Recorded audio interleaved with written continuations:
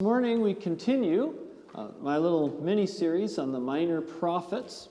Today we delve into the book of the prophet Amos.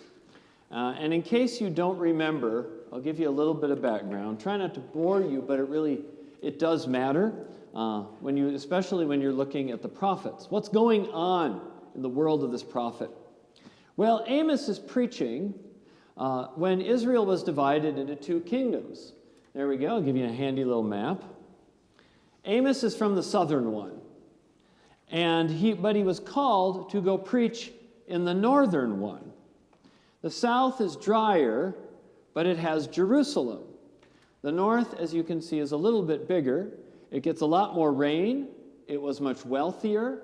It was more productive. It has much better farmland. And in the north, because they didn't have the Jerusalem temple, they went and built their own temples, which was a constant source of tension between the two. The people in the south felt that those in the north should come down to them because they had the one true temple. Temple envy or whatever you want to call it, I don't know. But during Amos's life, there was a kingdom called Assyria, which was way off towards what's now Iraq. And they had been moving towards Israel. They had been burning down city after city after city, and they're coming towards the northern kingdom. And so everything Amos is saying and doing is with this specter of war looming in the background. This invading army is coming. What are we going to do? How do we respond to that?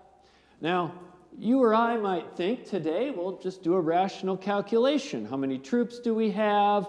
How good are our weapons? What are our chances of success? But they didn't think that way, or not most of the time.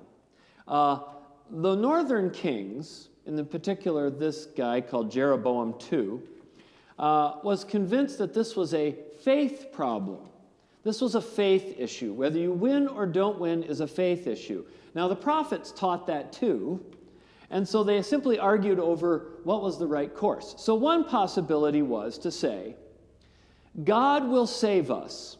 We are God's people. God will protect us, so we don't need to worry. Just sit back and relax. The Assyrians will come. God will just shush them away. And the other one was more the prophetic view, which was to say, God will not save us because God is mad at what we've been doing, and so God's going to let us get invaded. And so victory or defeat was really seen as less of a question of who had more and better troops. It was whether God was going to give you victory because God was pleased or displeased. And the priests, of course, chose option one. Do nothing and just assume that God was going to save you.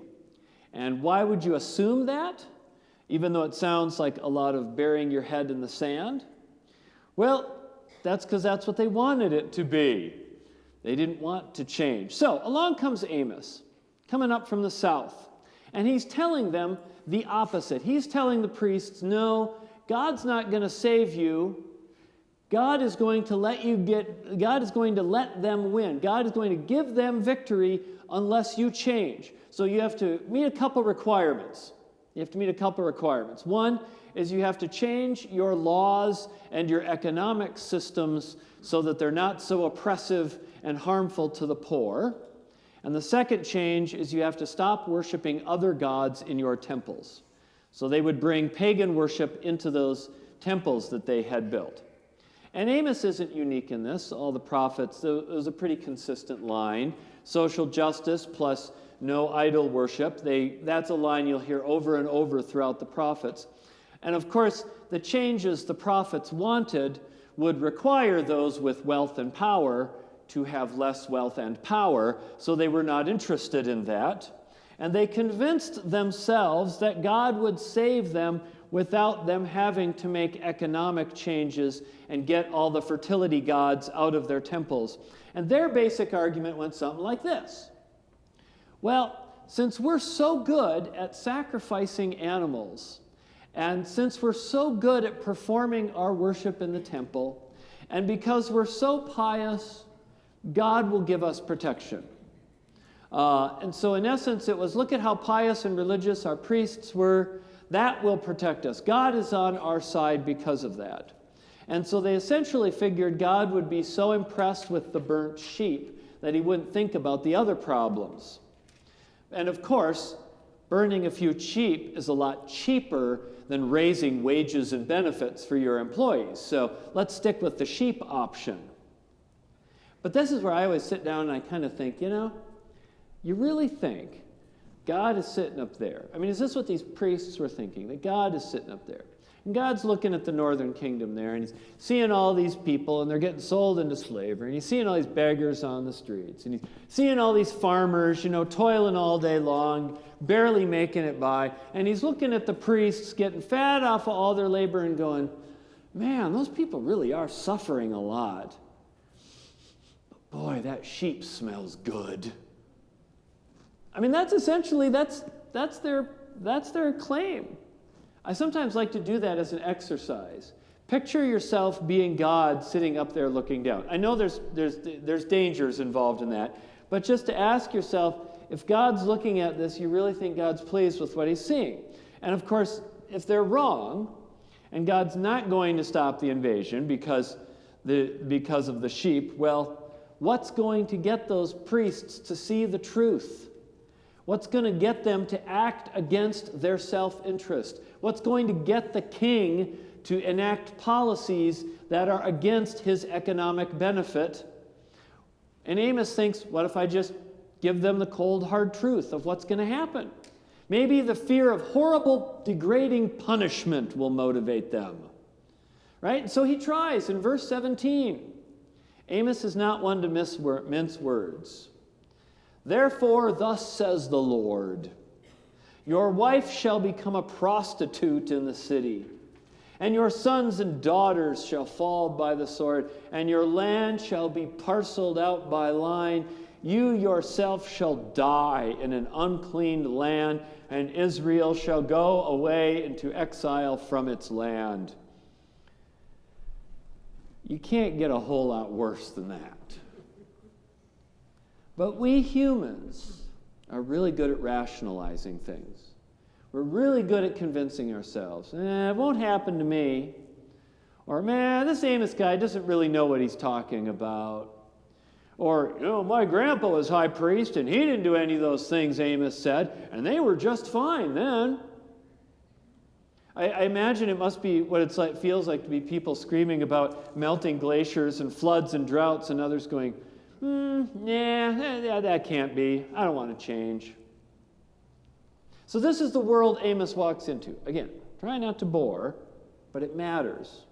This is the world Amos walks into. He's just a guy who trims sycamore trees and herds sheep. He's not a trained scholar. He's not a prophet. He's not a priest. And then God picks this guy, this tree cutter, and says, go up north to the other kingdom and warn them.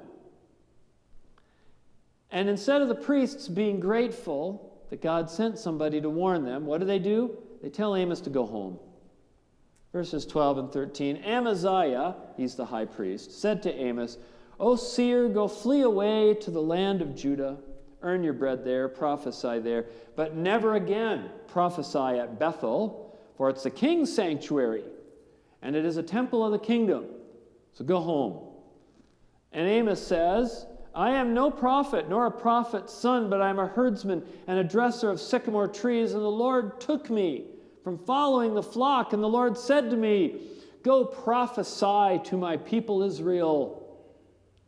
It's that truism that we only want God to give us good news that's easy. Now, again, I give all this because so we can see what's going on. God is trying to save his people, but he's not trying to protect them from the consequences of their choices and their actions. He's not going to keep them, he's not going to just sit there and let them continue to abuse the poor. And I imagine, being in Amos's shoes, you sit there, you're up on that sycamore tree with that saw, because sycamore trees, if they're kind of soft and their branches can break, so they send people up to cut them off all the time. You're sitting there with your saw and the sheep down at the bottom, and you're seeing all this stuff going on, and you're thinking, maybe I should say something, and they'll change. And then the other part goes, well, maybe I could just pretend it'll be okay, or I guess I could go speak up. Did Amos have a family? We don't know. But he gave up his job. The burden of feeling the need to speak overwhelmed Amos, and he went up north. The burden of the need to speak can be overwhelming when you care. Jesus says, remember Jesus' phrase, he says, my burden is heavy and my yoke is light. He isn't saying taking up a cross itself is an easy thing to do. He's saying that speaking up makes friends, or that prophesying won't have consequences. But the choice to do that, to bear that burden, it isn't a hard choice when your heart is filled with love and compassion for the poor and the suffering. The work is hard, but the burden is light, because in taking it up, you're no longer burdened by the feeling that you're not doing something. You're not haunted by the what ifs of what if I had acted. Maybe I could have saved them. Prophets are not fortune tellers. They're faithful people who answer God's call. They're ordinary people who speak up to the rich and powerful, who give warnings that people don't want to hear. And every time to make that choice, you get to a fork in the road. Life is full of forks in the road, I believe. We all have them. We all encounter them. Where you feel this pull, on one hand, to step out and do something, and on the other hand, this pull to just brush it off and cross your fingers and hope that at the end of the day, everything will just be okay. Maybe it'll work itself out and I don't have to get involved. You come to this fork where you realize that you have the life you live now and the life that God could make for you, and you know that one way leads to a different path than what you're on. And some part of you feels a little bit of guilt, like, well, I need to do this, but then the other side tries to push it down. That's what it feels like to be called. And you don't have to be trained. Amos wasn't. You just have to have the spirit, the sense of need, that feeling that you can't help but act. Now, did all of Amos's work stop the invasion? Did they listen to him? Did they change their ways? No, they didn't do anything, he said. They put their fingers to the ears and said, la, la, la, la, la, la, la, la, la, and pretended nothing would happen. And everything Amos said happened exactly as he said it. The invasion was horrible, it was gruesome, and Israel was never the same. They ignored Amos no matter how harsh he was. But we have his writings. We have Amos's writings. He may not have changed the course of history, but we have his writings, we have his words, and we have his warnings that God cares more about the way we treat one another and the poor than simply acts of piety. That acts of piety are good, but they're not a cover. It's because God cares that he sends prophets to speak to those in power about the poor. It is because God cares that he speaks up in ways like this. And we remember those words from Amos. Amen.